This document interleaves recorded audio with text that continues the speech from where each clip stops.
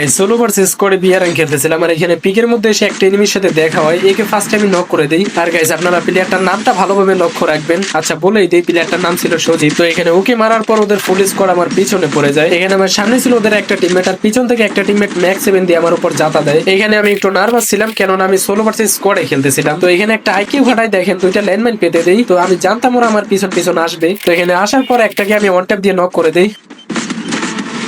পরে দেখি আরেকটা ল্যান্ডমাইনে নক হয়ে গেছে। গাইস আপনারা প্লেয়ার গুলোর নামগুলো খুব ভালোভাবে মনে রাখবেন। এখানে প্রথমে কিন্তু আমি তিনজনকে মেরে ফেলেছি। এখন ওরা রিভেঞ্জ নেওয়ার জন্য আবার এখানে রিভাইভ করে ল্যান্ডিং করে। এখানে ওদের দুজনকে ফিনিশ করে আমি পিকের মধ্যে যাই। আর এখানে গিয়ে দেখতে পাই ওদের আরেকটা টিমমেট আছে।